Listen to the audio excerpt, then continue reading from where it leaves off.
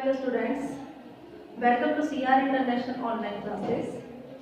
Today we are going to start chapter number 2, our likes and dislikes. जैसा कि आप लोगों को पता है, कल मैंने चैप्टर नंबर 2 स्टार्ट किया था, our likes and dislikes. वैसे हम पढ़ चुके हैं क्लास में, लेकिन ये एक बार आपका रिवीजन चल रहा है, तो इसको हम आगे आज जो हमारा कल से आगे का जो चैप्टर है उसको आज हम आगे कंटिन्यू करने जा रहे हैं। तो मैंने यहाँ पर कुछ इम्पोर्टेंट पॉइंट्स शो किए हैं, लिखे हैं, तो इनको मैं आपको एक्सप्लेन कर देती हूँ और आपको सभी को चैप्टर को बहुत ही अच्छे से रीड करना है ताकि ये चैप्टर आप लोगों को बहुत अच्छे से जो है समझ आ जाए। चलिए, यहाँ पर मैंने कुछ इम्पोर्टेंट पॉइंट्स लिखे हैं जो आप लोगों को लर्न होने चाहिए, याद होने चाहिए और पता होना चाहिए इस चैप्टर के बारे में। शुरू करते हैं। कल हमने ब्रेन के बारे में डिस्कस किया था। ब्रेन के बारे में पढ़ रहे थे हम कि ब्रेन के अंदर जो है हर इंफॉर्मेशन के लिए अलग अलग पार्ट होते हैं। मैंने एक पिक्चर भी दिखाई थी आपको बुक में, सबने अपनी बुक में पिक्चर देखी भी होगी वो। तो उसी से आगे का अब हम आगे कंटिन्यू कर रहे हैं। देखिए, the brain also act as a storehouse of information. Brain जो है हमारा इंफॉर्मेशंस को स्टोर करने का कार्य भी करता है। हमारे ब्रेन के अंदर जितने भी हम डेली के वर्क करते हैं या कोई भी ऐसा कार्य करते हैं तो हमारे ब्रेन में वो सारी चीजें क्या होती हैं, स्टोर होती रहती है। ठीक है, तो brain also act as a storehouse of information. Brain को जो है इंफॉर्मेशन का स्टोर हाउस भी कहा जाता है।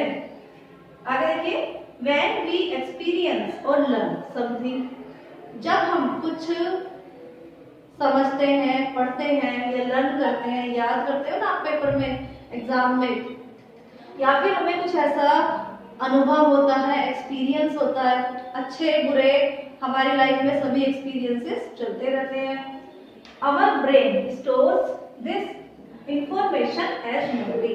तो हमारा जो ब्रेन है वो इन सभी इंफॉर्मेशन को स्टोर कर लेता है अपनी मेमोरी के अंदर।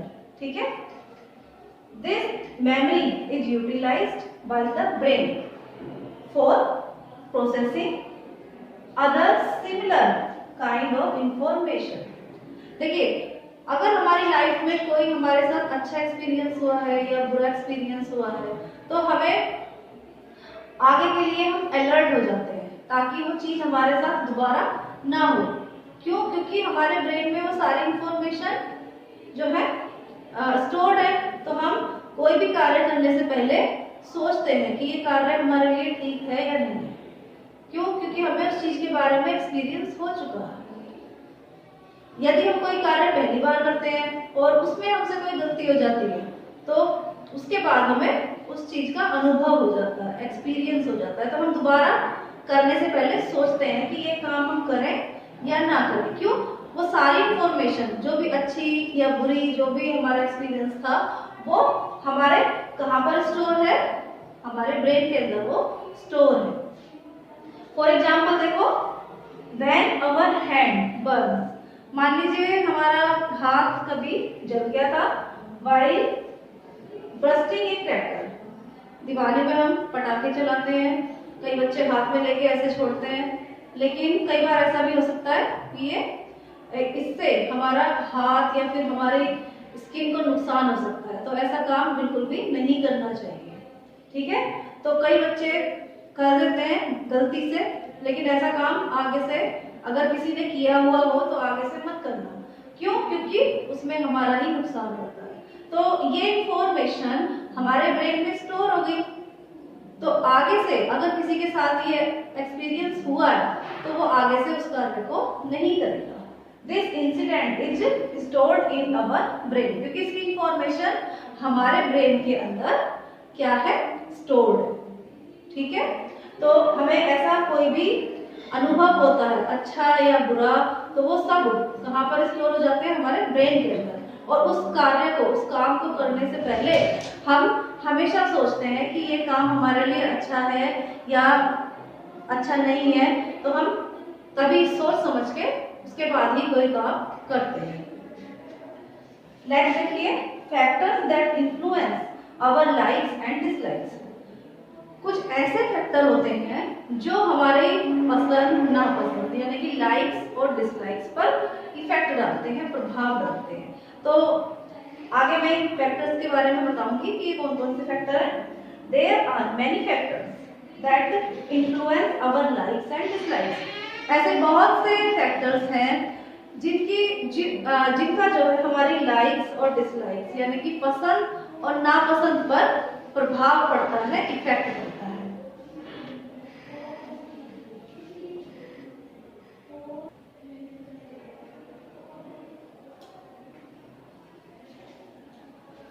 आगे देखिए बच्चों, नेक्स्ट क्या क्या इफेक्ट पड़ता है हमारे जो लाइक्स और डिसलाइक्स हैं, कौन कौन से फैक्टर्स हमको इफेक्टिव करते हैं, उनके ऊपर प्रभाव डालते हैं। सबसे पहले हमारी family and friends. Our family and friends, there is a great influence of our family and friends on our likes and dislikes. हमारी जो पसंद और नापसंद है उस पर सबसे ज्यादा प्रभाव हमारी फैमिली और हमारे फ्रेंड्स का पड़ता है। कैसे?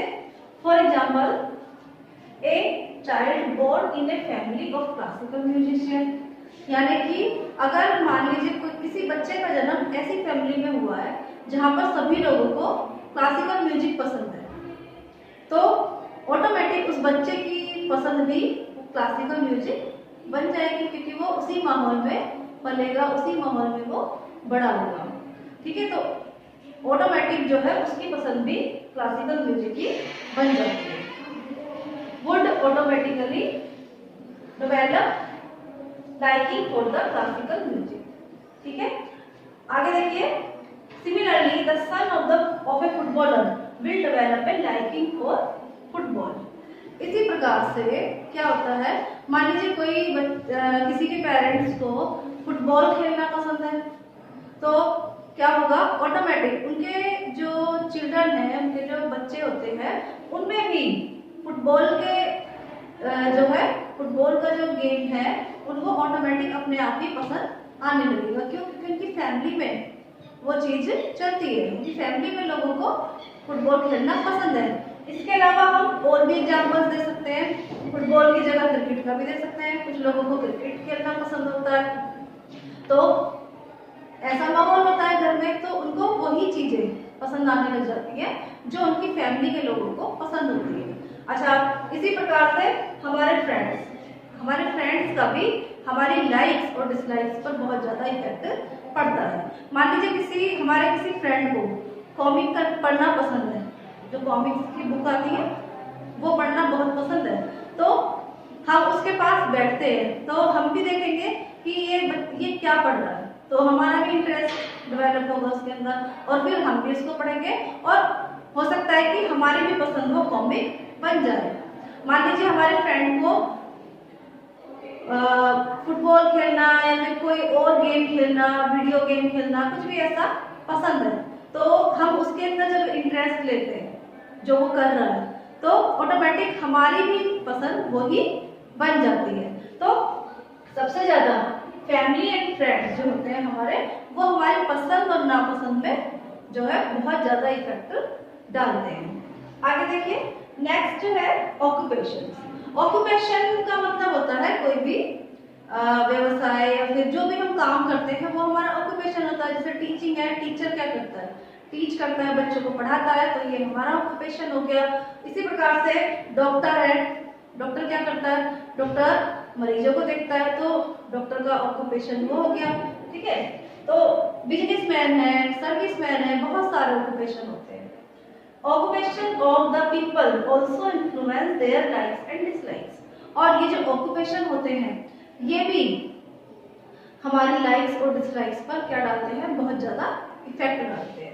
कैसे? In a hospital we do not like the smell of the medicine. आप लोगों ने देखा होगा, जब हम कभी हॉस्पिटल के अंदर जाते हैं तो वहाँ एक अलग ही टाइप की जो है स्मेल आती है, और हमें जो हम कभी कभी जाने वाले लोग हैं, हमें वो स्मेल बिल्कुल भी अच्छी नहीं लगती है। कई लोग अपना मुंह भी बंद कर देते हैं क्योंकि वो उनको स्मेल की आदत नहीं है हॉस्पिटल वाली स्मेल की। But the people who work in the hospitals, लेकिन जो बच्चे वो सॉरी जो लोग हॉस्पिटल के अंदर वर्क करते हैं, do not find this smell offensive because they are used to it. उन लोगों को वो स्मेल जो है अजीब नहीं लगती, क्योंकि वो उसको जो है उसके आदी हो चुके होते हैं, यूज्ड टू हो चुके होते हैं उसके। ठीक है, तो इसी प्रकार से और भी चीजें हम ले सकते हैं। कई बारी ऐसी स्मेल होती है जो हमें बहुत अच्छी भी लगती है, तो हम बहुत ज्यादा खुश भी हो जाते हैं। कई स्मेल ऐसी भी होती है, जैसे अभी मैंने हॉस्पिटल की बताई, तो वो हमें पसंद नहीं होती। तो जहाँ जैसा माहौल होता है, हमें उसी तरीके के ऑक्यूपेशन में जो है उसी तरीके के हमारे इंटरेस्ट जो है वो डेवलप हो जाते हैं। जैसे टीचर है, तो टीचर्स का क्या होगा, उनको रीडिंग करने का ज्यादा शौक होगा, तो ये हमारी हॉबी हो गई, है ना। तो हमें देख देख के और भी बच्चे इंस्पायर होंगे, तो उनको भी टीचिंग की यानी कि पढ़ने की या पढ़ाने की आदत लग सकती है। ठीक है, तो ये सारी लाइक्स और डिसलाइक्स हमारे कई फैक्टर्स हैं जो इनको इफेक्टिव करते हैं। तो हमने अभी दो पढ़े हैं, family and friends and occupation.